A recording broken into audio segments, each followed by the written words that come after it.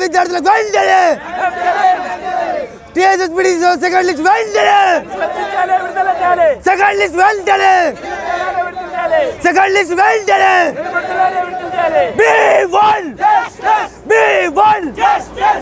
ఇక్కడ ధర్నా చేస్తున్నటువంటి విద్యార్థులంతా junior linemen కోసం ఎగ్జామ్ రాసినటువంటి మెరిట్ అభ్యర్థులు. వీళ్ళు సంబంధిత కోర్సులు పూర్తి చేశారు, ఆ తర్వాత ఎగ్జామ్కి అటెండ్ అయ్యారు, పోల్ ఎగ్జామ్లో పాస్ అయ్యారు. కానీ ఇక్కడ మెరిట్ విద్యార్థులకు అన్యాయం జరుగుతుంది.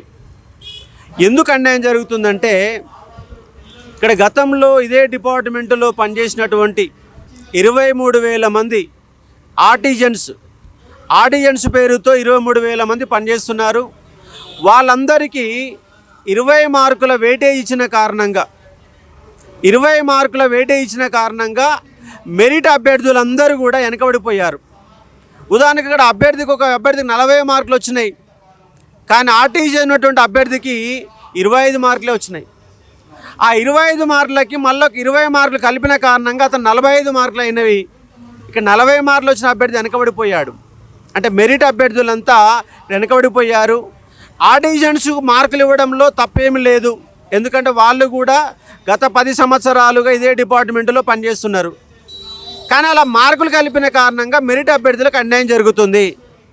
మాకు అన్యాయం జరుగుతుంది కాబట్టి డిపార్ట్మెంటులో ఖాళీగా ఉన్నటువంటి ఉద్యోగాలలో 1:2లో ఉన్నటువంటి అభ్యర్థులందరికీ మాకు ఉద్యోగాలు ఇవ్వని వీళ్ళు డిమాండ్ చేస్తూ ఉన్నారు.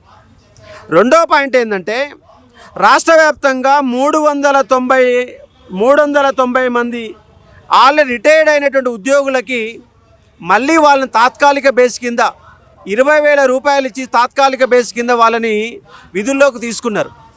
అదే 390 మంది రిటైర్మెంట్ వాళ్ళని కనుక తీసుకోకుండా వీళ్ళు 1:2లో ఉన్నట్టు అభ్యర్థులు కనుక ఉద్యోగ అవకాశాలు కల్పించుంటే మళ్ళొక 390 మందికి న్యాయం జరుగుతుంది. దానితో పాటుగా రిటైర్మెంట్ అయినటువంటి ఖాళీ పోస్టులు కూడా ఉన్నాయి.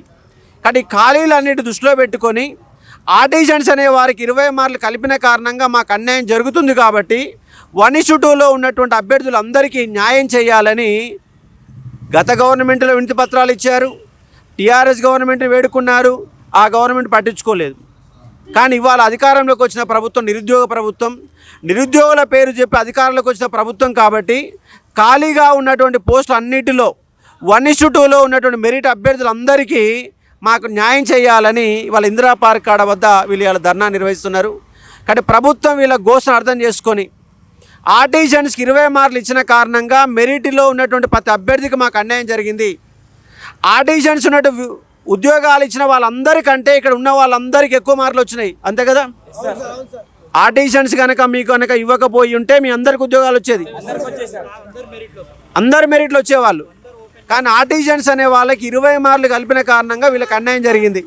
సరే, వాళ్ళని కూడా పొట్టగొట్టొద్దని మేము అనట్లేం, వాళ్ళకు కూడా 20 మార్కులు కలిపారు కాబట్టి ఇచ్చారు కాబట్టి ఇక్కడ కొంత అన్యాయం జరిగింది. ఎట్లా అన్యాయం జరిగింది? నాన్ లోకల్ వాళ్ళకు కూడా లోకల్ కింద, అంటే లోకల్ వాళ్ళకి 95% మందికి లోకల్ వాళ్ళకి ఇవ్వాలా. కానీ కొంతమంది దొంగ సర్టిఫికేట్లు పెట్టి నానువులకి సర్టిఫికేట్ తెచ్చి ఈ జిల్లాలో చదవకపోయినా వేరే జిల్లాలో చదివిన వాళ్ళు, కొంతమంది ఆంధ్ర వాళ్ళు కూడా వచ్చి ఇక్కడ ఉద్యోగాలు పొందుతున్న సందర్భం మనకు కనబడతా ఉంది. కాబట్టి దొంగ సర్టిఫికేట్ స్టడీ కండక్ట్లు పెట్టి ఉద్యోగాలు పొందిన వాళ్ళందరినీ ఎంక్వైరీ చేసి పక్కన పెట్టాలా, వాళ్ళ స్థానంలో 1:2 ఉన్న వాళ్ళందరికీ ఉద్యోగాలు ఇవ్వాలా. రిటైర్మెంట్ వాళ్ళని తీసుకోకుండా ఆ ఖాళీగా ఉన్న ఉద్యోగాలు మొత్తం 1:2లో ఉన్న వాళ్ళకి ఇవ్వాలని వీళ్ళు డిమాండ్ చేస్తూ ఉన్నారు. వీళ్ళ డిమాండ్లో న్యాయం ఉన్నది, ధర్మం ఉన్నది. ఎందుకంటే వీళ్ళు ఇంటర్మీడియట్ అయిపోయినాక కోర్సులు చదివి మళ్ళీ ఎగ్జామ్ రాసి ఎగ్జామ్లో పాస్ అయ్యి మెరిట్ మార్కులు తెచ్చుకున్నారు. పోల్ ఎక్కడంలో కూడా ట్రైనింగ్ తీసుకొని పోల్ ఎగ్జామ్లో కూడా పాస్ అయ్యారు, అన్నిట్లో పాస్ అయినారు, మార్కులు ఉన్నాయి, కానీ ఉద్యోగం మాత్రం రాలేదు. కాబట్టి 1:2లో ఉన్నటువంటి అభ్యర్థులందరికీ గవర్నమెంట్లో ఉన్నట్టు ఖాళీగా ఉన్నటువంటి ఉద్యోగాలన్నిటి కనుక భర్తీ చేస్తే వీళ్ళందరికీ న్యాయం జరుగుతుంది. కాబట్టి రేవంత్ రెడ్డి గవర్నమెంట్కి మేము డిమాండ్ చేస్తూ ఉన్నాం.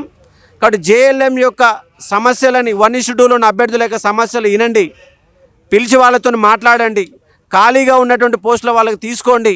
రిటైర్మెంట్ అయిన వాళ్ళు ఆల్రెడీ జీతాలు తీసుకొని వాళ్ళంతా సర్వీస్ మొత్తం చేశారు, అటువంటి వాళ్ళకు మళ్ళీ ఇవ్వాల్సిన పని లేదు. రిటైర్మెంట్ వాళ్ళందరూ పక్కన పెట్టి 1:2లో ఉన్న వాళ్ళందరికీ ఉద్యోగ అవకాశాలు కల్పించాలా. కాబట్టి వచ్చే నోటిఫికేషన్లో ఆర్టిజన్స్కి 20 మార్కులు కలపకుండా వాళ్ళకు ఉద్యోగాలలో పర్సంటేజ్ ఇవ్వాలి.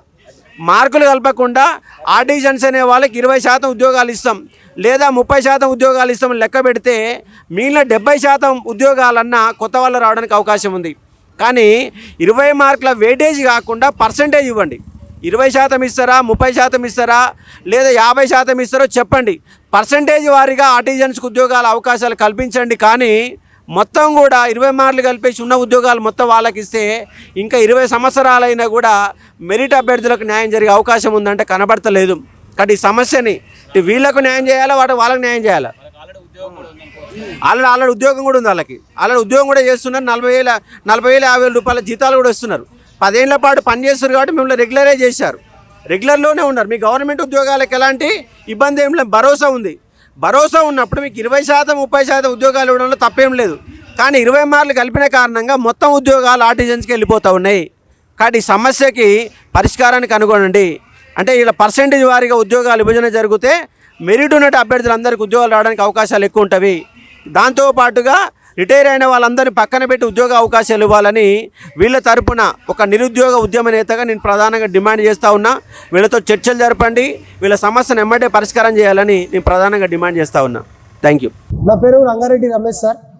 నేను 1:2లో DSSPDCL పరిధిలో ఇక్కడ ఉన్నటువంటి నా ఫ్రెండ్స్ కావచ్చు, నా తోటి విద్యార్థులు కావచ్చు, PSSPDCLలో జరిగినటువంటి నోటిఫికేషన్ 2/2/2024 నోటిఫికేషన్ వచ్చింది సార్. 1553 పోస్టులకు నోటిఫికేషన్ వచ్చింది. ఇంట్లో 1300 పోస్టులు ఫిల్అప్ అయినాయి సార్. బ్యాక్లాగ్ పోస్టులు 184 పోస్టులు బ్యాక్లాగ్ ఉన్నాయి సార్. రిటైర్మెంట్ అయిన పోస్టులు 394 ఉన్నాయి సార్. అవి ఇవి కలుపుకుంటే దాదాపు 600 పోస్టులు SPDCL పరిధిలో ఖాళీగా ఉన్నాయి సార్.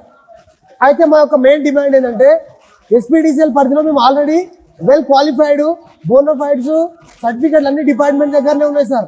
కాబట్టి మా యొక్క డిమాండ్ ఏంటంటే రిటైర్మెంట్ అయిన వాళ్ళను గత ప్రభుత్వం చేసినటువంటి అన్యాయాల వల్ల 58 ఏళ్ళు ఉన్నటువంటి ఏజ్ను 61 సంవత్సరాలకు పెంచడం వల్ల మా ఉద్యోగాలు ఆల్రెడీ 3 ఏళ్ళు మా సర్వీస్ పోయింది. గతహారం నాయన అనుకొని ఇప్పుడు ఉన్నటువంటి పరిస్థితుల్లో ఈ ప్రభుత్వాన్ని మమ్మల్ని ఆదుకుంటున్నామంటే అట్లనే నడుస్తుంది. కాబట్టి ఈ ప్రభుత్వంలోనైనా మాకు న్యాయం జరుగుతుందంట అని చెప్పేసి మేము ఈరోజు పోలీస్ ప్రొడక్షన్ తోటి DCP కమిషనర్ ఆఫీస్ తోటి పర్మిషన్ తీసుకొని ఈరోజు దాదాపు 300 కుటుంబాలు రోడ్ల మీద పడ్డాయి సార్.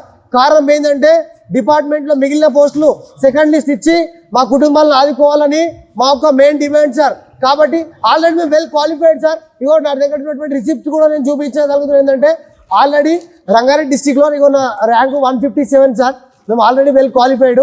డిపార్ట్మెంట్ ఇచ్చినటువంటి letter issued by JLM already మాకు వచ్చినాయి. మాకు రావాల్సింది ఏంటంటే ఆర్డర్ కాపీస్ రావాలి, సెకండ్ లిస్ట్ రావాలి.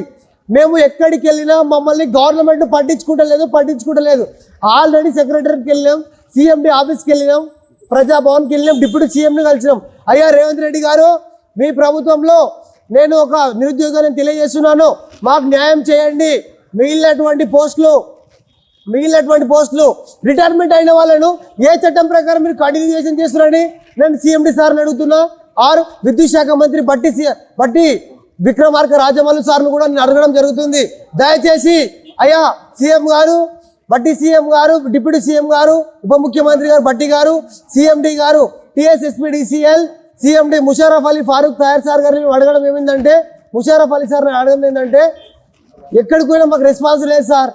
మేము సెక్రటరీకి తిరిగినాము, ఆల్రెడీ బట్టి సార్ కూడా లెటర్ ఇచ్చినాము సెక్రటరేట్ సచివాలయంలో. ఆల్రెడీ మళ్ళీ ఇంకొకసారి CMD కూడా లెటర్ ఇచ్చినాము. కానీ మమ్మల్ని ఎవరు పట్టించుకుంటలేదు సార్. దయచేసి మేము చేతులెత్తి వేడుకుంటున్నాం. ఎందుకంటే 1:2 లిస్టు తీయండి సార్. అక్కడ సబ్స్టేషన్లు పేలిపోతున్నాయి, ట్రాన్స్ఫార్మర్లు కాలిపోతున్నాయి, మ్యాన్ పవర్ లేక డిపార్ట్మెంట్ విలువల కొట్టుకుంటుంది.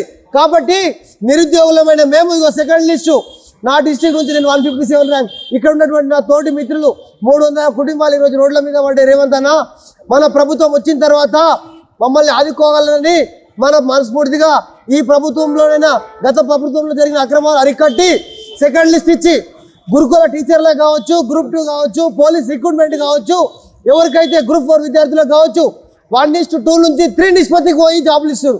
మరి మేమేం పాపం చేసినాం? ఈ డిపార్ట్మెంట్కి, ఈ విద్యుత్ ఉద్యోగులు మేము డిపార్ట్మెంట్కు పాపం చేసినామా? కాబట్టి రేవంత్ అన్నను మేము అడుగుతున్నాం, ప్రశ్నిస్తున్నాం. మేము ఒక బిడ్డలుగా మేము ప్రశ్నిస్తున్నాం. ఎన్పీడీసీఎల్ ఇటు ఎస్పీడీసీఎల్ కావచ్చు, ఎన్పీడీసీఎల్ కావచ్చు, రెండు ఒకటి డిస్కామ్స్, ట్రాన్స్కో జెన్కో పెద్ద సంస్థ. ఈ ఎస్పీడీసీఎల్లో మిగిలినటువంటి పోస్టులు 600 పోస్టులు ఉన్నాయి సార్. రిటైర్మెంట్ అయిన పోస్టులు 184, రిటైర్మెంట్ అయిన పోస్టులు 400, దాదాపు 553, 600 పోస్టులు ఉన్నాయి. ఇది ఎన్నోసార్లు బట్టి సార్ దృష్టికి తీసుకుపోయినాం.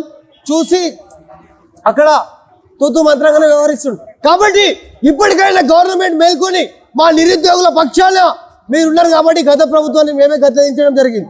ఈ ప్రభుత్వంలోనైనా మాకు న్యాయం చేయండి. ఎల్బీ నగర్, దిల్సు నగర్ చౌరాసాలా 5 రూపాయలు అన్నం తినుకుంటా 2 నెలలు కోచింగ్ తీసుకున్నాం సార్. తర్వాత కోచింగ్ తీసుకున్న తర్వాత ఎంతో మందిని ఎగ్జామ్లో ఓడగొట్టి మెరిట్ లిస్ట్లో వచ్చినాం, సెకండ్ లిస్ట్లో. ఆ తర్వాత పోల్ క్లైంబింగ్కి 10,000 పెట్టి ఎల్పీడీసీఎల్, ఎస్పీడీసీఎల్ విద్యార్థులం పోల్ క్లైంబింగ్ కోచింగ్ కూడా తీసుకున్నాం. ఆల్రెడీ పోల్ క్లైంబింగ్ కోచింగ్ తీసుకున్న తర్వాత ఎంతో మంది స్తంభమెక్కి పరీక్షల్లో వాళ్ళందరినీ దాటకొట్టేసి మేము ముందరికి రావడం జరిగింది. ఆ తర్వాత సెకండ్ లిస్ట్ కోసం మేము వెయిట్ చేస్తున్నాం సార్. దాదాపు 600 కుటుంబాలు రోడ్ల మీద ఉంటాయి. రేవంత్ అన్న, మీరు మాకు ఉద్యోగాలు ఇచ్చి మాకు సెకండ్ లిస్ట్ ఇచ్చి మాకు ఆదుకుంటారని నమస్కరించి ఈ సభాముఖంగా మాకు మద్దతు తెలిపిన అశోక్ సార్ గారికి కూడా ధన్యవాదాలు తెలియజేస్తున్నా. Good afternoon sir. సార్ ఇక్కడ కూర్చున్న లాంటి టీఎస్ ఎస్పీడీసీలో JLM candidate sir 1:2 candidates. Sir ఏదైతే మేము గత ప్రభుత్వం చేసిందో ఈ ప్రభుత్వం కూడా మాకు అన్యాయం చేస్తుంది సార్. సో కాబట్టి మేము ధర్నా చౌక్ దగ్గర అశోక్ సార్ తోటి మాకు న్యాయం చేయాలని చెప్పి మేము ధర్నా చౌక్ దగ్గర రావాల్సి వచ్చింది సార్. సో ఎందుకు సార్ అంటే మేము ఆల్రెడీ ఎగ్జామ్ క్వాలిఫై అయ్యాము, ఎగ్జామ్ అయిపోయింది. సో పోల్ టెస్ట్ కూడా అయిపోయింది సార్. సో మా సర్టిఫికేట్ కూడా గత ఏదైతే డిపార్ట్మెంట్ ఉందో టీఎస్ఎస్పీడీసీలో ఆ డిపార్ట్మెంట్ ఎస్సీ ఆఫీస్లో ఉన్నాయి. సో మాకు న్యాయం చేయాలని చెప్పి 1:2 సెకండ్ లిస్ట్ కోసం మేము సో ఆల్రెడీ ప్రజాపాలన దగ్గర ఇచ్చాము. సో డిప్యూటీ సార్ని కూడా ఇచ్చాము. సో సిఎండి సార్ని కూడా ఇచ్చాము. ఏదైతే విద్యుత్ సంస్థ ఉందో ఆ సంస్థలో ఎవరు మాకు పట్టించుకోకుండా అయింది. కాబట్టి ఈరోజు మేము ధర్నా చౌక్ దగ్గర వచ్చి ధర్నా చేయాల్సి వస్తుంది సార్. ఎందుకు అంటే సో ఆల్రెడీ రిటైన్ అయిన వాళ్ళని కూడా మళ్ళీ రిటైన్ చేస్తుండు. సో 1 year ఎక్స్టెండ్ చేస్తుండు. అది ఏ విధంగా న్యాయం? So already secretary sir, chief secretary madam కూడా ఆల్రెడీ ఆర్డర్ జియో పాస్ చేసింది. ఏమని? సో ఏదైతే రిటైర్మెంట్ అయిపోయారో వాళ్ళని వెంటనే రిమూవ్ చేసేయాలి. కాకుండా టీఎస్ఎస్పీడీసీఎల్ ఏం చేస్తుందంటే మళ్ళీ 2025 వరకు March 31 ఎక్స్టెండ్ చేసింది. సో అది ఏ విధంగా న్యాయం? అంటే మేము ఆల్రెడీ క్వాలిఫై అయిన వెల్ క్యాండిడేట్స్ ఉన్నాం, ఫిజికల్గా క్వాలిఫై అయినాం. సో మాకెందుకు లిస్టు తీయకుండా వాళ్ళని ఎందుకు రిటర్న్ చేసుకుంటారు మళ్ళీ? సో నిరుద్యోగులు ఎన్ని సంవత్సరాల వరకు మేము నిరుద్యోగులుగా బయట తిరగాలి? బయట మా ఫ్యామిలీలు ఏ విధంగా మేము రోడ్ల మీద బతకాలి సార్? సో దీనికోసం మాకు సెకండ్ లిస్టు తీయాలని చెప్పి ఈరోజు ధర్నాగా కూర్చున్నాం సార్. ఎక్కడైతే ఈ డిస్టిక్లో 15 డిస్టిక్లు టీఎస్ఎస్పీడీసీఎల్ కింద ఉండేవో ఆ డిస్టిక్లో ఎన్నైతే పోస్టులు మిగిలినాయో ఆ మిగిలిన పోస్టులు మళ్ళీ రిటర్న్ పోస్టులు అన్ని పోస్టులు సెకండ్ లిస్టు తీయాలని చెప్పి మేము ధర్నా కోసం వచ్చాం సార్. అదే మేము సిఎండి సార్ని మళ్ళీ డిప్యూటీ సీఎం సార్ని సీఎం సార్ని మేము రిక్వెస్ట్ చేస్తున్నాం, మాకు న్యాయం చేయాలి. సో ఏదైతే అన్యాయం జరిగిందో గత ప్రభుత్వంలో ఈ ప్రభుత్వంలో కూడా మాకు న్యాయం చేయాలి. ఆల్రెడీ మేము ప్రజాపాలన ఇచ్చాము, అన్ని ఆఫీసులు తిరుగుకుంటూ వచ్చాము, మాకెవరు ఏ విధంగా రెస్పాండ్ ఇస్తలేరు. కొన్ని డిపార్ట్మెంట్ దగ్గర వెళ్తే మాకు అపాయింట్మెంట్ కూడా ఇస్తలేరు. సచివాలయం దగ్గర వెళ్తే జేఎల్ఎం క్యాండిడేట్స్ ఎందుకు వస్తున్నారు అని చెప్పి ఎలగొడుతురు. సో ఏ విధంగా మేము ఏమైనా మోసం చేశామా, ఏమైనా మేము యూజ్ చేశామా? కాదు కదా. మేము నిరుద్యోగులం మాకు రైట్స్ ఉన్నాయి, మా హక్కులు మేము చెప్పాల్సింది పోరాటం చేస్తే ఏమవుతుంది అని చెప్పి మేము సెకండ్ లిస్ట్ కోసం ఈ ధర్నా చౌక్ దగ్గర రావాల్సి వచ్చింది సార్. నా పేరు గణపతి. ఇక్కడ ఉన్న వాళ్ళందరూ ఎగ్జామ్ రాసి అందులో ఆల్రెడీ అందరూ మెరిట్ లిస్ట్లో ఉన్నోళ్ళు. ఎప్పుడైతే ఆర్టిజన్ అంటే డిపార్ట్మెంట్లో చేసేటోళ్ళకు మార్క్స్ అయితే ఎప్పుడైతే యాడ్ అయినాయో అప్పుడు మాత్రమే వీళ్ళు 1:2లో పడిపోయారు. అంతకుముందు వీళ్ళందరూ ఆయా డిస్ట్రిక్ట్లలో కంప్లీట్గా చేస్తే అందరూ టాపర్స్. ఇప్పుడు ఆర్టిజన్స్ అంటే గత ప్రభుత్వం ఆర్టిజన్ వాళ్ళు 23,000 మందిని ఆర్టిజన్గా గుర్తించింది.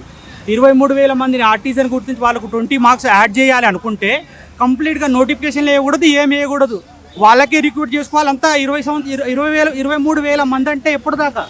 ఇక మా జీవితాలంతా వేస్ట్. మేము చదవడం వేస్ట్, మేము నోటిఫికేషన్ వేయడం వేస్ట్, అంతా వేస్ట్.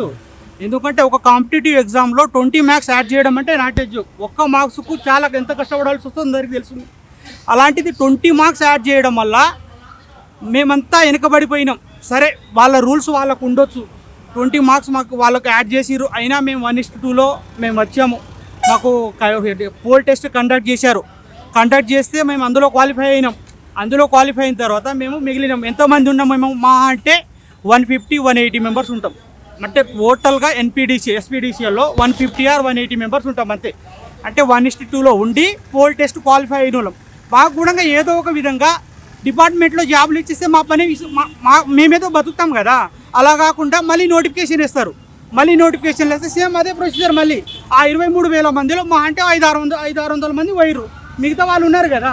మళ్ళీ నోటిఫికేషన్లో వాళ్ళకి మళ్ళీ 20 మార్క్స్ యాడ్ అవుతాయి. మా పరిస్థితి ఏంటిది మరి? మా పరిస్థితి ఏంటిది అంటే ఆ కోర్సులే బ్యాన్ చేయండి. గవర్నమెంట్ జాబ్కి ఆ కోర్సులే బ్యాన్ చేయండి. అవసరం లేదు. అనవసరంగా ఆశలు పెట్టుకొని చాలామంది చదువుకుంటున్నారు. వాళ్ళు వేరే ఆల్టర్నేట్ చూసుకుంటారు కదా. వాళ్ళకి అవసరం లేదు. ప్రెషర్ వాళ్ళకి అప్లై చేయడానికి ఛాన్స్ ఇవ్వకండి. వాళ్ళ డిపార్ట్మెంట్ వాళ్ళనే ఫీల్ చేసుకొని డిపార్ట్మెంట్తో నడిపియండి. అవసరం లేదు కదా. మేము టైం వేస్ట్ చేసుకోవాల్సిన అవసరం లేదు కదా. నెలలు చదువుకొని కోచింగ్లు తీసుకొని ఎగ్జామ్ రాసి మళ్ళీ దాని తర్వాత మళ్ళీ పోల్ టెస్ట్ ప్రాక్టీస్ చేసి అంత అవసరమా?